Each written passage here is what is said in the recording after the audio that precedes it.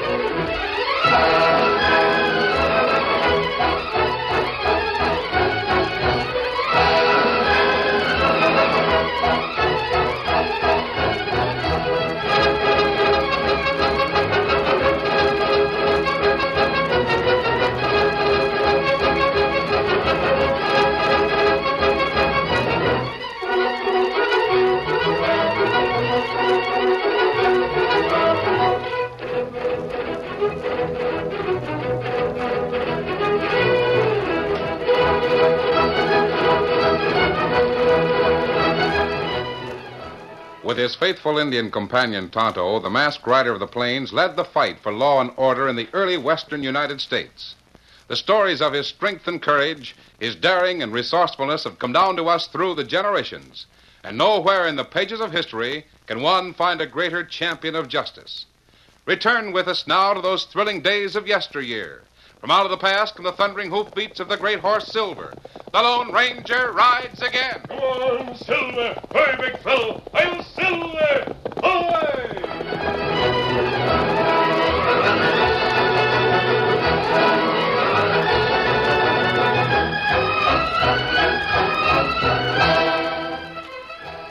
Dan Reed was to meet Tonto in the Totem City Hotel.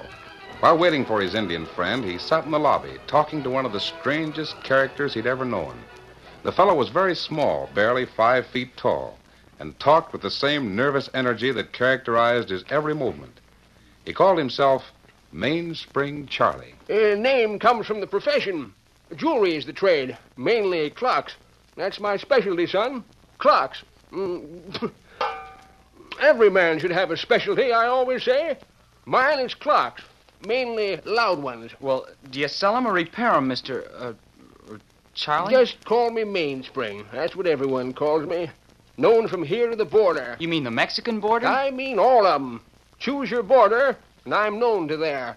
Mexico, Canada, Atlantic, Pacific. Cover lots of ground, I do. But the past years I've been specializing. Oh, you have? Shaw? Oh, no, you don't use it. Yes, I specialize, mainly the Indian country. Every man should specialize, I always say. Now, take me. I roamed far and wide and never made any money. Then I got to specializing. Selling clocks to redskins. Do they buy clocks? Like hotcakes, yes, sirree, bub. I'm getting rich off of them. I never knew that. Of course, the time don't mean nothing. They don't care, that's all they care. They think a good loud clock that whams out the hours is good medicine.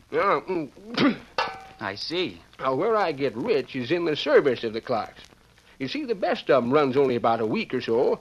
Then I've got to fix it so it'll run again. And the redskins pay me a steady income for keeping the clocks running. What happens to 'em? Do they break down? Nope, run down. I never show the critters how to wind 'em up. You see, I specialize and I'm getting rich at it. Excuse me, missed. I'm what you might call a professional clockwinder. That's why I'm called Mainspring. 8 o'clock. Oh, now there's a clock I want. That old grandpappy. I could get a steep price for that one. Old Sitting Bear would sure like it. Hey, Stearns! Howdy, Mainspring. Come over here a minute, will you? That's Jim Stearns. He owns this hotel. The answer's the same, Mainspring. That clock ain't for sale. Now, see here. You're broke and getting broker. You need cash, you need it bad. Now, why not let me have that big Who clock? says I need cash? I do. Well, I'll need it worse before I'll sell that clock. Is that all you come to town for? No, I'm here to meet Professor Broderick. Broderick, huh? Well, what about it? You don't act like it was a thing to do. Careful, Mainspring. Careful? Careful of what? Professor Broderick's playing with trouble. He's been digging for Indian relics in an old burying ground. Yes, and he doesn't seem to know the dangers. Shucks, there ain't none. No? Well, there's just so many dangers that I've got to ask him to get his relics out of this hotel. Now, don't say I didn't warn you. Golly. I don't like you. Ornery, worried old busted dog wheel. Danger is my eye. Where Broderick is digging, the tribe's been dead 1,000 years. That's why he's found stuff that's worth a fortune. Mainspring. Oh, it's good to see you. Well, Betty Broderick. Well, you've grown to a beautiful woman. Oh, how are you? Fine, fine. Where's your dad? I come to meet him. He said you were coming. He's anxious to have your opinion of some ancient pottery and early metal he's uncovered. Well, sure be glad to see it. Oh, Dan, this is Betty Broderick, Professor's daughter. Dan Reed, Betty. How do you do? Are you here in town with Mainspring, Charlie? No, I came to the hotel to wait for a friend of mine. We just met here in the lobby and started talking, Betty. Oh, I see. I guess I didn't tell you, Dan. I made a special study of Indian relics. You did? Oh, yes. Mainly pottery and metal things. Dad always said you should have made a career of archaeology, Mainspring. You have a special knack for it. Yep. I always say a man should specialize. Well, where is the professor? Upstairs in his room. He's arranging the things he found. He told me to meet you and say he'd be right down. Fine. He's really found something, eh? Oh, I think so, and so does he. We looked up the references, and it seems that a couple of the things he's found are worth a fortune. Doggone, I'm glad to hear it. Mighty glad. Fire! Did you hear that? What'd he say? Fire. Get out of here! Get out! The hotel's on fire! I see smoke coming down the stairs. Who's up above? Get out of here! Clear out! Save yourselves! Place is on fire! Dad's upstairs. Come on, out with you! No, let me go up there. Get out of here. Clear out. Fire. Inferno. Death trap. Let me go. My father's upstairs. Where's Dan Reed? Where young fellow who Up was there. here? He went up the stairs. He's a fool. Save my father. Let me go to We him. can't save the place. It's going like tinder. Who's up above? Save yourselves. Get out while you can. Stairs are in flames. Injun Dan went up them stairs. They're ablaze already. Nico, get him. Will you let me go, Stearns? Someone get upstairs. Someone save my father. If you won't leave, I'll carry you out. No, let me go. Dad!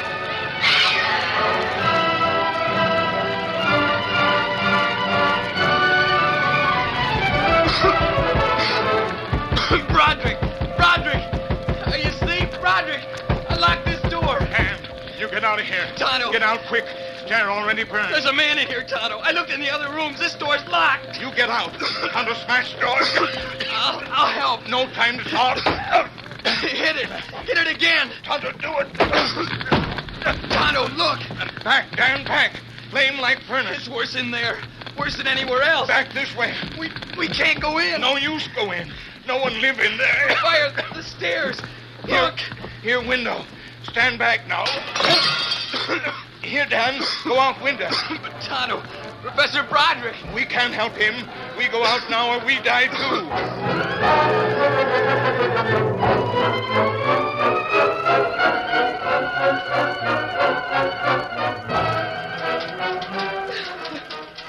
They're cooling the embers now.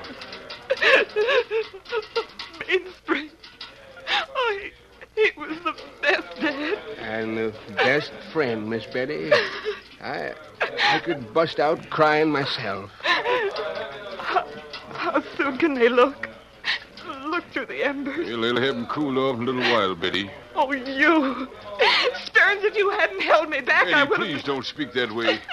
Remember, I was on the second floor when the fire started. Nothing could be done. You came down and left Dad there. There were fires everywhere. I tried the door and it was locked. I called it.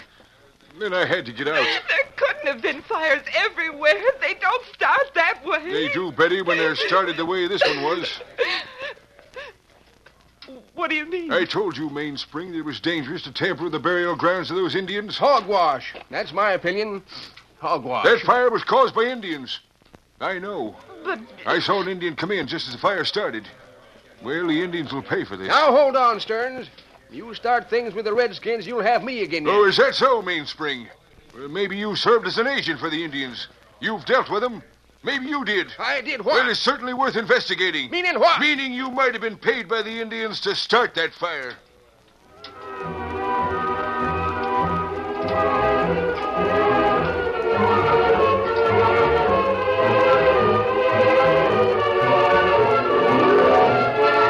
Later that night, when Dan and Tonto joined the Lone Ranger in a small camp near town, Tonto had an interesting observation in connection with the fire.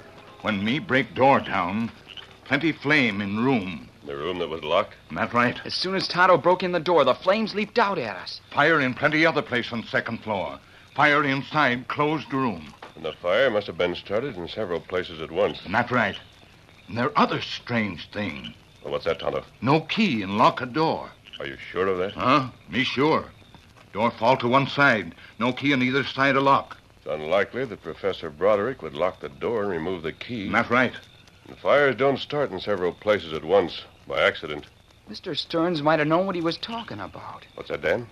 Who's Mr. Stearns? Oh, he owned the hotel. Oh? I was sitting in the lobby waiting for Tonto. He had to show me where our camp was, you know. I know, Dan. Go on. Well, while I was there, I got talking to a man called Mainspring Charlie. Mainspring? Do you know him? Yes. He's a very good friend of the Indians. Yes. He told me how he sells them clocks, then charges them to keep the clocks wound up. The Indians all like Mainspring. They do? What about him? Well, Mr. Stearns came over and told him he'd better be careful if he had anything to do with Professor Broderick, because the Indians would resent the fact that the professor had dug relics out of the old burial grounds. Oh, that's not true, Dan. But Tonto... Indian round here now not care what happened to early Indian burial ground. Them different tribe. Well, hold on, Tonto. If Stern thinks that, he's likely to spread the story. That right? And if he does, there'll be trouble. Plenty trouble. Come on, get your horses saddled up. Are we riding tonight? Right away. Here, Silver. Here, Scout. Come on, Victor. Steady there, boys. First one with horse saddled, throw water on campfire, huh? The townspeople think the Indians burned that hotel. They'll rise up against them. Indian not burn it. Yes, that's the point. Steady there, Silver. The Indians won't stand for an attack. They'll fight back. War will break out all over again. No one knows how far it will spread. There, Silver. You're ready. Scout ready. Now me put water on fire. Really ready, Dan? Just 1 second. Just have to tighten this cinch. There. That does it. I'm ready. Come on, steady, big fella. Come on, Silver. Get on, Get out, Victor.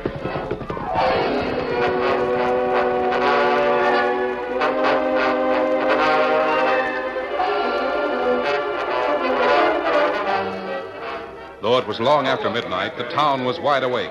Heavily armed men gathered in small groups in the streets. Everyone was angry about the fire and the death of the professor.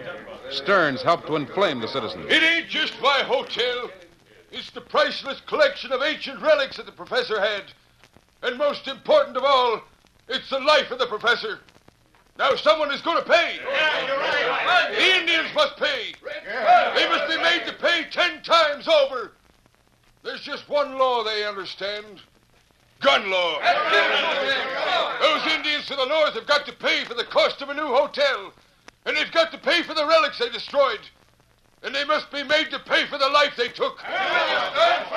Boys, I'm going to talk to the man in the jail. I'll offer Mainspring Charlie the chance to go free if he'll admit the Indians sent him to start the fire. He shouldn't go free, Stearns. He ought to be punished. If he don't confess, he'll hang. Now, you get all the rest of the men together. Get horses and guns. Get ready to start out in 1 hour's time. All right. Come on, Sledge. You go and see what Mainspring has to say. You stand guard while I talk to him. You sure got all the boys riled up, Stern. Well, it's the only way to make them go after those savage redskins. Come on, the jail. You really think Mainspring Charlie started the fire? He's too thick with the redskins to suit me. He's thick with them, all right. And he sure tried hard to keep me from making a move against him. Tried to shield him, that's what he did. That makes him look guilty. Well, he can admit he started the fire and go free, or he can stick to the story that the Indians and he didn't have anything to do with it, and hang. The curtain falls on the first act of our Lone Ranger story. Before the next exciting scenes, please permit us to pause for just a few moments.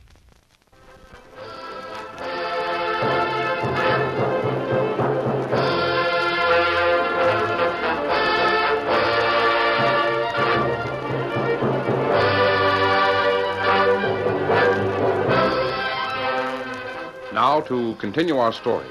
Stearns arrived at the jail with the deputy, who stayed outside to stand guard, while the hotel keeper went inside to talk to Mainspring Charlie. It's the most outlandish thing I ever heard of, Stearns. What have you got against me, anyway? All I want from you, Mainspring, is the truth. I gave it to you. I specialize in telling the truth. I don't know how the fire started. I know how it started. I'm not asking that. I saw it at the start. I saw waste paper burning in a dozen different places on the second floor. Well, I wasn't near the second floor, not near it. Never went beyond the lobby. Not that anyone knows about. But you were on the second floor. You just said so. Maybe you started it yourself, for all I know. You think I'd burn down my own hotel? You'd do anything if there was a way to benefit by it. Maybe so, but there certainly is no benefit in burning down a hotel. I'm wiped out clean. Now, look here, Mainspring. Let me out of this jail. You've got no right to keep me here. We all know the Indians were back of the fire. They wanted to get Professor Broderick. That's a downright lie. Out and out untrue. Maybe the Indians didn't do it themselves. Maybe someone did it for them. Maybe they paid for the job. Now, you're close to the Indians. Yes, I specialize in them. I know them better than anyone. That's just the point. You do business with them. You bet I do. Now, if you'll confess that they hired you to do the job, we'll let you go. We'll make them pay for the damages. Bring back the professor's life, I suppose. You'll make him give back the father of that fine girl. Well, at least they'll be made to pay. Well, they didn't hire me. Oh, come, Mainspring. You don't want to hang, do you? I tell you, they... Sign the confession. And I'll not only let you go free, but I'll let you take your wagon and team and all your stock and trade from the stable along with you. But if you're going to be stubborn... You'll persuade the boys to hang me, huh? Well, they won't need persuasion. No, I expect not. I heard you riling them up. Riling men up. That's your specialty. Mainly lynch mobs. What do you say? I still say you're wrong. What's more, if you attack the Indians, you might get more than you bargained for. I'll take a chance on the Indians. Hey, look out that window. Someone's got my wagon and team. Stop him. Bring him back here. Hey, you! Come back with my wagon. That's filled with clocks. Hey, it's Indian. I see him in a torchlight. Get him. He's robbing me. Stand still. Missed. Come on, Mainspring. You, of all people. All right, Tonto has your wagon. Hey, this is the last shred of proof against you, Mainspring. Now we know you're guilty. Hurry, Mainspring. Men are coming on the run. You'll Don't try it, Stearns. We'll get you for this. We'll get you and Mainspring and every last one of those savage redskins. Hogwash. Stearns, now you're up again the Lone Ranger. Come back here. Come back. Lock him in my cell. This way. Someone saw me rope the guard. He spread the alarm. Everyone in town's after me. This way, the rear door. Tonto's taking your wagon. I saw him. You'll ride his horse. Out this door. Hurry, they're coming. That horse, Mainspring. Steady, Scout. I'm ready. Stand where you are. We fire. Let him have it. Shoot him. On your way, Dan. Steady, big fella. Come on, Mainspring. Come on, Victor. I'm with you. Come on, Silver. Get up. Get up.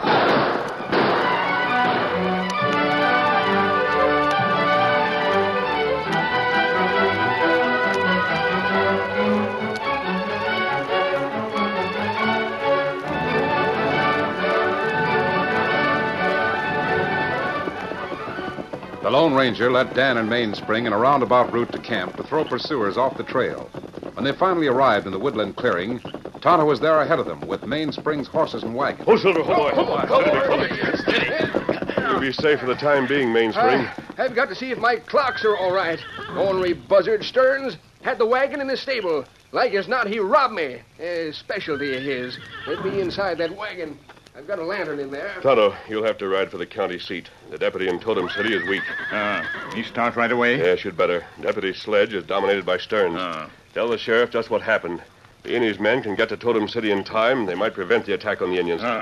Me go now. The rest of us will try to postpone the attack. Get him up, Scout. Say, look what I found. What's the matter with Mainspring? What is it? Stick your head in the wagon. Look what's here. Old Indian vases and other relics. Where'd those come from? They weren't here earlier when I put my wagon in Stearns' saddle shed. This is the stuff Professor Broderick dug up. Are you sure? Oh, I know relics. It's especially mine. These were supposed to have burned up in the fire or got busted or something. Who put them there? Have you any idea? My guess would be that someone put them here to frame me. The one that tried to say I started the fire. Stearns? Right. Yes, this would be evidence against me. He could say I stole this stuff, then started the fire to cover the robbery. Maybe you're right, Mainspring. Hold on now. What is it? Don't seem that Broderick would have the valuable things tossed in a box like this. Wait just a minute. Let me look these things over. Are you looking for anything in particular? I'm looking for the priceless things. The rare articles that the professor found.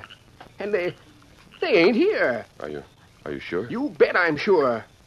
Now, Broderick wouldn't send for me to look at this stuff. Oh, where is the valuable stuff? Probably taken by the man who put those things in your wagon. Yes, sirree, I bet on it. Look here. Betty Broderick could tell what's missing. The daughter? Yeah, Where's she? with Widow Markheim at the edge of town. By darn, there's a new slant to the fire. Would the missing articles be valuable enough to cause arson and murder? They sure would. Valuable enough for Stearns to sacrifice his hotel? Oh, that place weren't worth anything. It needed too much fixing. Hey, that's the answer. What? That's why he wanted to blame the fire and murder on Redskins. He wanted to collect from them. Wanted to make them pay for the hotel. Why, he'd win both ways. Get a new hotel and get the relics. Come on, Mainspring. You too, Dan. Yes, sir. Where to? Mainspring, you're going to persuade Betty Broderick to help us. I'm with you. Just a minute till I unhitch your horse so as I can ride. Can you ride it bareback? To get the one that killed Broderick, I can ride a razorback.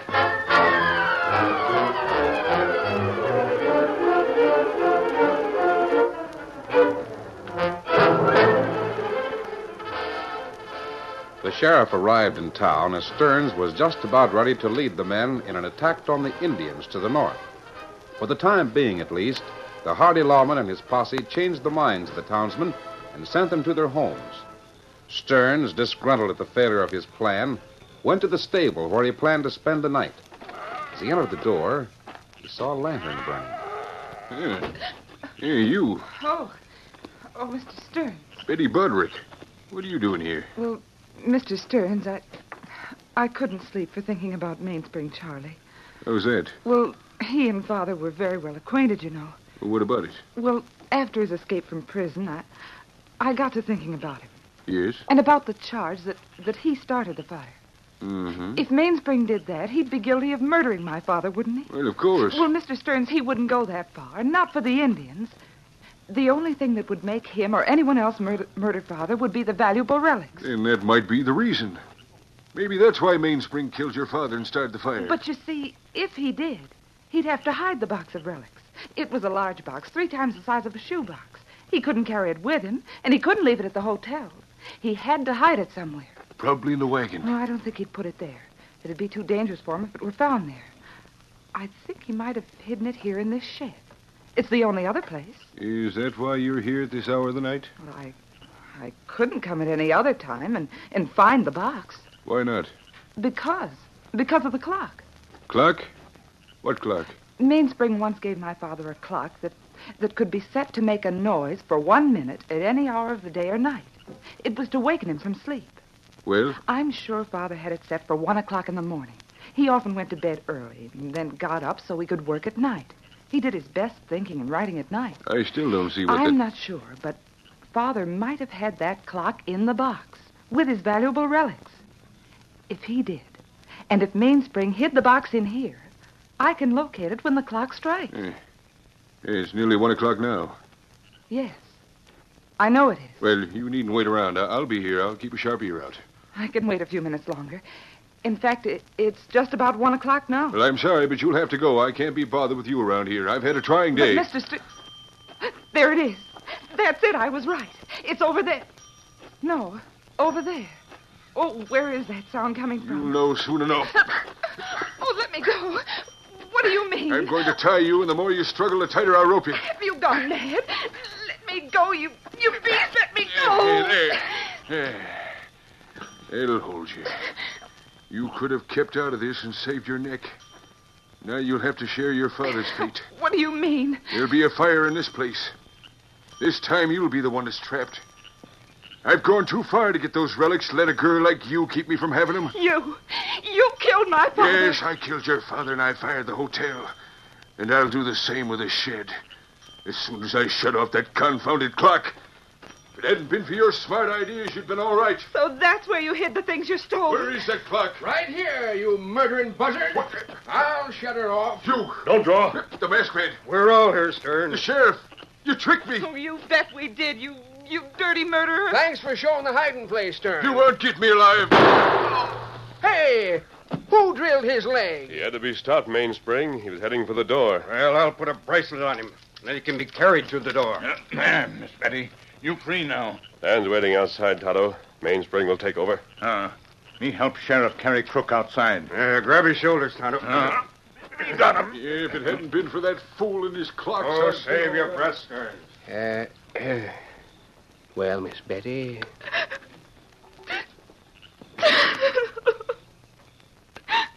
Oh, Mainspring. Charlie. look, Miss Betty, maybe you and I can take on where your pa left off. Uh-huh. Maybe. Doggone it. I wish that masked man hadn't shot the buzzard in the leg. Well, but if he hadn't, he might have escaped. Well, I wanted to drill the buzzard. Shooting polecats is a specialty of mine. Every man should have a specialty, I always say. Hail Silver! Away!